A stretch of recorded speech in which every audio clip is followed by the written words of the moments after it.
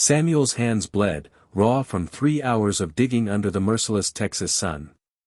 His cattle were dying of thirst, his creditors loomed like vultures, and his last hope lay in finding water on the cursed land his grandfather left him. Sweat stung his eyes as he drove the shovel into the parched earth, each strike a desperate plea for salvation. But then, the shovel hit something that wasn't dirt, something that moved, something that screamed that a muffled cry rose from the ground, chilling Samuel's blood. He dropped to his knees, clawing at the loose soil with his bare hands. The earth was recently disturbed, as if someone else had been digging here. His fingers brushed fabric, then warm skin. A girl's face emerged, dirt caked in her hair, terror filling her wide brown eyes. She couldn't have been more than 14, gasping and choking as Samuel frantically cleared the soil from her mouth and nose. She was alive, barely. Samuel pulled her from the shallow grave, his mind reeling. How long had she been buried? Who would do such a thing? The girl trembled, her lips caked with dirt, her dress torn. Easy now, Samuel whispered, supporting her frail frame. You're safe. Her eyes, haunted by horrors, met his. When she spoke, her voice was a raw whisper. They said I was already dead to them. Samuel's stomach churned. Who said that? Who did this to you? Her next words hit like a sledgehammer. My brothers, she said, tears mixing with the dirt on her cheeks. My own brothers buried me alive. Samuel stared, disbelief warring with the raw terror in her eyes. She wasn't lying. Why? He asked, his voice hoarse. She grabbed his arm, her nails digging into his skin. They're coming back, she whispered. They said if I got out, they'd do it right next time. They'll be back at sunset. Samuel glanced at the horizon. The sun was sinking fast, they had maybe 2 hours. His mind raced. This girl, barely clinging to life, knew something her family wanted buried with her. And now, Samuel was entangled in their dark secret. What's your name? He asked, helping her to her feet. Her legs buckled, weakened by hours in the ground. Emma, she whispered. Emma Morrison. Morrison. The name hit him like a bullet. The Morrison Ranch, 15 miles north, was one of the largest in the county. Old Jacob Morrison had died 2 months ago, leaving a fortune in land and cattle, and 4 children. Samuel had heard whispers of inheritance disputes, but this, why would your brothers do this? He asked, steadying her against a boulder. Emma's eyes, far too old for her 14 years, met his. Because I saw them kill our parents. The words hung like a death sentence. Samuel felt the ground shift beneath him. What do you mean? Emma's hands shook as she wiped dirt from her face. Everyone thinks Mama and Papa died in their sleep, heart failure, the doctor said, both on the same night. But I couldn't sleep. I went to get water and saw them. Thomas held a pillow over Papa's face while Marcus pinned his arms. James stood watch. When Papa stopped moving, they did the same to Mama. Samuel's blood ran cold. 3 brothers murdering their parents for the inheritance, and their sister had witnessed it. They saw you. Not that night. But I acted strange afterward. This morning, Thomas cornered me. I couldn't lie well enough. Her voice cracked. So they decided I needed to join Mama and Papa. Samuel looked at the shallow grave, then at his small cabin in the distance. These weren't just killers, they were calculating monsters who'd made their parents' deaths look natural.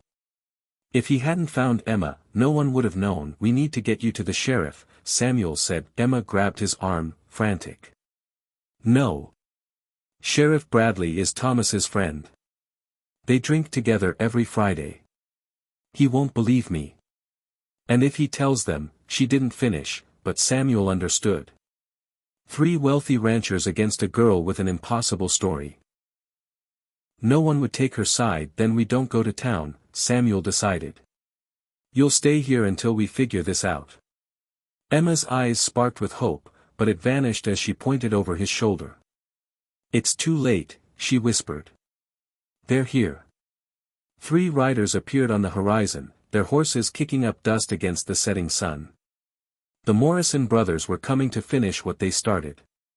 Samuel had 5 minutes, maybe less. Emma could barely stand, let alone run. Can you make it to my cabin? He asked. She nodded, pale with exhaustion. Samuel half-carried her to the small wooden house, his heart pounding. 3 armed men against a struggling rancher and a traumatized girl, the odds were grim. As they stumbled inside, Emma gasped out more of her story. They planned it for weeks. I heard them in the barn. They were tired of waiting for Papa to die naturally. The ranch was losing money, and they wanted to sell parts of it. Why kill both parents? Samuel asked, locking the door. Mama knew Papa's will. The ranch stays undivided until the youngest turns 21, that's me. They'd have to wait 7 years. The pieces clicked into place. With their parents and Emma gone, the brothers could sell the land and split the fortune. Samuel pushed Emma toward the back room. Hide. Don't come out unless I call. He stepped onto the porch as the 3 brothers rode into his yard. Thomas, the eldest, dismounted with a predator's confidence. Afternoon, Samuel, he called, his voice friendly but his eyes cold. We're looking for our sister. Emma ran off after a family disagreement. You seen her? Samuel forced his voice steady. Can't say I have. Been digging for water all day. Marcus, the middle brother, pointed at the disturbed earth. That where you've been working? That's right. Hoping to hit a spring. James, the youngest, circled the cabin, his eyes sharp. Funny thing, we followed her tracks. They lead right here. Samuel's blood turned to ice. Of course there were tracks. Thomas's smile didn't reach his eyes. I'm going to ask once more, Samuel. Have you seen our sister? Samuel's hand twitched toward his gun, but he stopped. 3 against 1 wasn't winnable, not with Emma's life on the line. I haven't seen her. Thomas's gaze flicked to the porch, where small footprints marked the dust. Those are mighty small boots, he said. About Emma's size. James returned, holding a scrap of fabric from Emma's dress, caught on a splinter near the back door. Found this, he said. Samuel's mind scrambled for an explanation, but Thomas drew his gun. Here's what's going to happen. You'll tell us where Emma is, or we'll tear this place apart until we find her.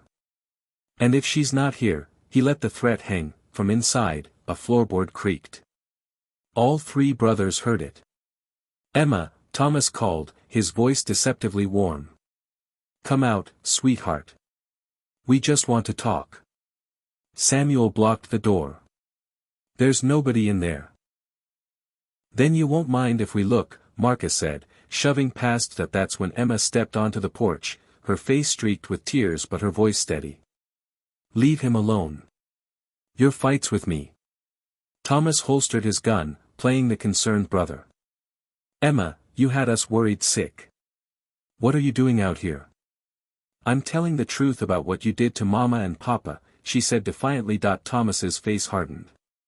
Get her, he ordered. Emma pulled a folded paper from her dress. I wrote it all down, everything I saw. And I hid copies where you'll never find them. Samuel saw doubt flicker in Thomas's eyes. You're lying, he said, but his voice wavered. Emma unfolded the paper, her hands steady. I wrote how Marcus held Papa's arms while you smothered him. How Papa fought for 2 minutes. How James held Mama down while you killed her, too. I wrote what you said afterward, how you waited 2 months to make it look natural.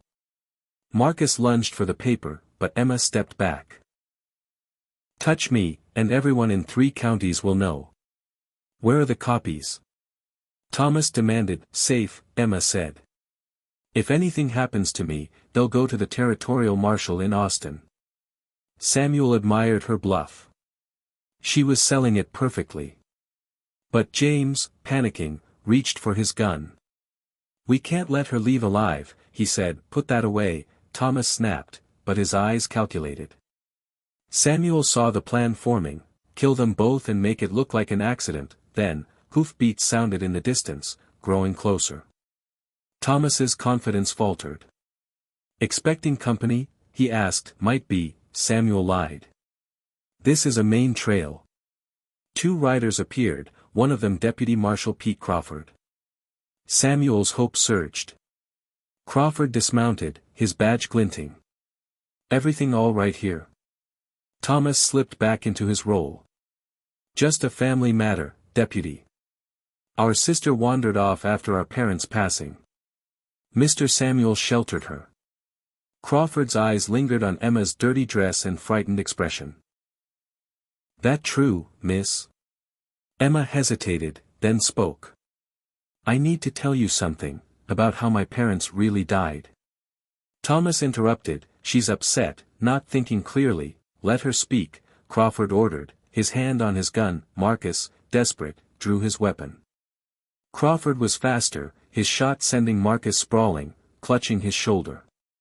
"Nobody else move." Crawford shouted, his gun now on Thomas while his partner covered James. James spurred his horse toward Emma, aiming to grab her. Samuel tackled her to the ground, the horse's hooves missing her by inches. Thomas tried one last lie. "Deputy, they're lying. They're trying to rob us. Emma's been kidnapped." Crawford wasn't fooled. "Then why'd your brother draw on me?" Emma stood, her voice clear. "Because they murdered my parents 2 months ago and tried to bury me alive today to keep me quiet." She held up the paper. "It's all here, how they smothered Mama and Papa for the inheritance." Crawford examined the shallow grave, his face grim. "They really tried to bury you alive." Thomas made a final plea. "She's confused. Grief does terrible things, I've seen evil," Crawford cut him off, "but this," he shook his head. More lawmen arrived. Marcus was treated and shackled, and all 3 brothers were arrested. As the prison wagon rolled toward town, Emma turned to Samuel. "What happens now?" Samuel looked at the brave girl who'd survived hell.